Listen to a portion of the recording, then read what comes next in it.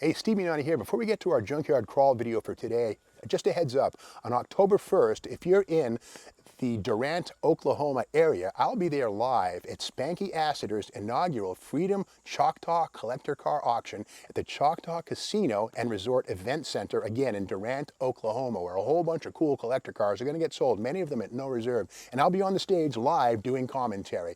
One of the best cars and most special cars in that event is going to be the actual 58 Chevrolet Impala, fully restored, that was once owned by Peggy Sue Gerron. Yes, that Peggy Sue, the star of several Buddy Holly songs. Pretty, pretty, pretty Peggy Sue. That was her 58 Impala. That car is going to get sold at no reserve, again, on October 1st at the inaugural Freedom Choctaw Collector Car Auction in Durant, Oklahoma, October 1st. Be there if you want to take a shot at that car and just check out a great auction. Okay, let's get right into the junkyard crawl here at Bernardston Auto Wrecking. Hey, Steve Mignani here doing the junkyard crawl at Bernardston Auto Wrecking, and this is a 1975 Dodge Dart Sport. Now, recently, we all know that the Dodge Challenger Demon has revived the name Demon on that crazy 9-second Challenger street racer. Really great car. Well, the first Demon nameplate was applied to 1970 and 71, or sorry, 71 and 72 Dodge Demons, which were basically Dodge's take on the Plymouth Duster. But for 73 onward, well, the Demon nomenclature proved to be kind of controversial. Not sure what was up, but I hear that church groups didn't like the demonic or the satanic reference. Who knows? So Dodge buckled and made it the Dart Sport. And we see on the front fender of this one here where the term Dart is gone, the logo is gone, but the word Sport follows it up. And of course, this Dart Sport nomenclature will never be seen on a 2-door or a 4-door Dart. It was strictly about this semi-fastback body style. One thing too about the Dart Sport and Plymouth Duster, unlike the 4-door sedan of Valiant and Dart, is that they never had vent windows here. These were strictly of the flow-through ventilation variety. Now, something kind of interesting, 75 was the next to last year for the Dart Sport. In fact, also for the Dodge Dart. 1976, the Dodge Aspen arrived on the scene, but in 76, Dart Sports and Darts and Aspens were sold side by side, and over at Plymouth, Dusters and Velaris were sold side by side. But by 77, these were gone, the Volare and Aspen were in.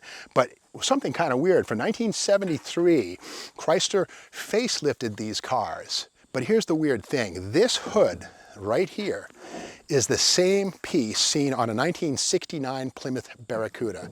The same everything right here. There might be some changes in the understructure here for crash collapsibility, some things to make it buckle, which wouldn't have been there in 1969. But this skin is absolutely 1969 Barracuda. Kind of weird that they'd recycle something that was 3 years out of production, bring it back. So it goes to show that they don't always scrap tooling, even though they changed the design of a car. Another thing too that was kind of weird is that on the 1971 and 72 Demons, they had a plastic grille.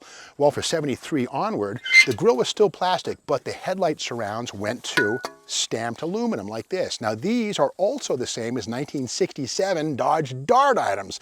These actually are interchangeable with Dodge Dart, so it's kind of weird. The 67 Dart and the 69 Barracuda body panels were revived, brought back from hibernation, and used in 1973, 4, and 5, and 6 Dart Sports and Dodge Darts. Kind of weird.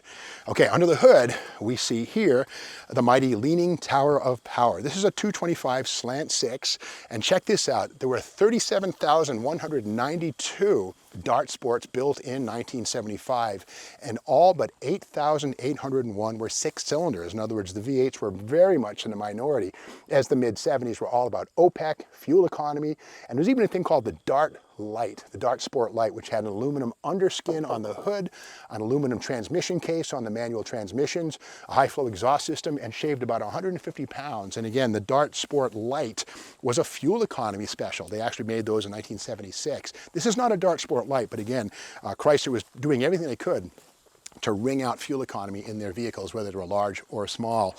This one does have the optional white vinyl top. It must have been quite a looker in its day. You know, red car, white top, pretty piece. Inside, yeah, there it is. That's the Torque Flight automatic on the steering column. That's the 904, which is a pretty beefy tranny. Arrived in 1960. And other details we see inside are AM radio, the original. The thumb wheels were gone by this point in time, just a regular knob type radio. No air conditioning on this one here, but this is kind of weird right here. This is an aftermarket 8-track tape player right there. You put your 8-track inside of this here, and here are the controls right here for volume, balance, treble, select, and even weirder, passenger headphone, a jack for the passenger side headphone. Like if you were driving down the road and you wanted to listen to something without the driver, you'd put in your headphone and put your jack in there, and just kind of weird. But behind us, as we look to the back seat of this thing, something really bizarre. This is the optional fold-down rear seat. 99 bucks turned this into, well, almost a station wagon. We see some things like this right here. These mounts, these are specific to the fold-down cars because the seat would be able to fold down, and also the rear speaker shelf is specific to the fold-down seat cars. It doesn't have holes for speakers, but again, this structure here, underneath this carpet, well, yeah, there it is right there. This is a stamped steel floor that turns the Duster and the Dart Sport into an impromptu station wagon. Kind of cool. Make our way around to the back here. And again, it was all about the Duster and Dart Sport semi-fastback styling, which took on the Chevy Nova and Ford Maverick in 1970 as sporty compact cars. But of course, by the mid-70s, these were big compared to the Volkswagen Rabbit or the Honda Civic. In the trunk, what do we have? Okay, world-class rust. Look at how the leaf spring mounts have pushed through the trunk floor. Look at the leaf springs poking through the floor. Unbelievable. Those are the leaf springs right here on this side here. Man, you gotta love New England cars, right? And it's so bizarre because up here, the original shiny red paint is still looking like it was applied in Hamtramck, Michigan, when this thing was built back in '75. One thing kind of cool about the Dart Sport, this one here, the die-cast metal trunks panel, the applique right here.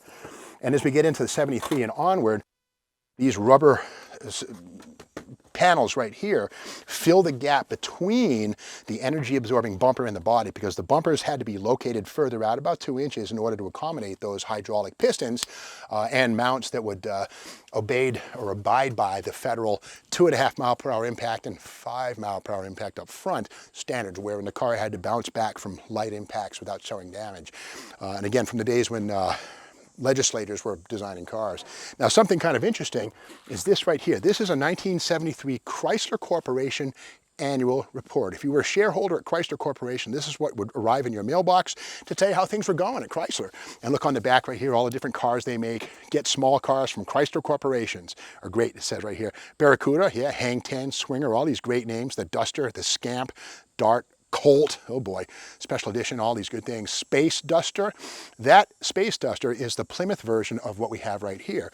And on the cover, that is a Plymouth Duster Space Duster. You can see there's a pass-through right there, and this is a Plymouth version. But here's the thing.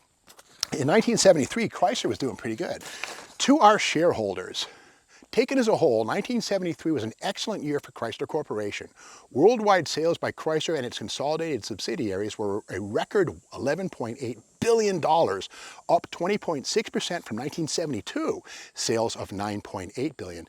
Well, by 1979, Chrysler was bankrupt and actually had to get a $1.4 billion federal loan from the Carter administration to stay in business. Of course, that's when the new Chrysler Corporation was born. Lee Iacocca saved the day the K cars arrived, but they were the right cars at the time.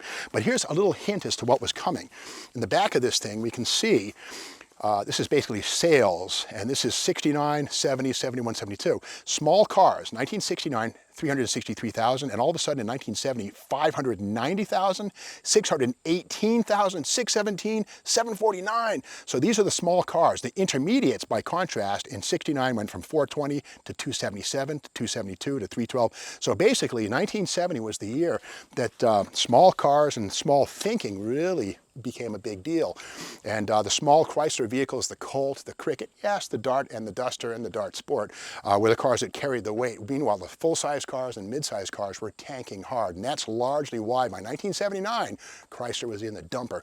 Again, you know, they worked a miracle. Lee Iacocca really pulled on America's heartstrings, buy American, buy the K car, the Reliant K, America, and it worked. And within, I think, 5 years, Chrysler repaid their $1.4 billion loan to Uncle Sam, and Uncle Sam even got a $500 million profit out of the deal. So it was a Hail Mary. I like to say, if you love the modern Stellantis, Chrysler vehicles, the Hemis, all that kind of stuff, you got to thank cars like this for being bricks in the chimney that got us to where we are now. But that's the story of this 1975 Dodge Dart Sport, don't call it a demon, with the space trunk and, you know, probably stuck right here, because if you pick this thing up, it would probably crumble. But there's still some good trim on it. But with that said, what an interesting time. This is when, again, slant six cars outsold V8 cars like 3-1, 1975. Dark days indeed. But if you like this video, be sure to subscribe to the Steve Maggs YouTube channel. We'll be back tomorrow with more.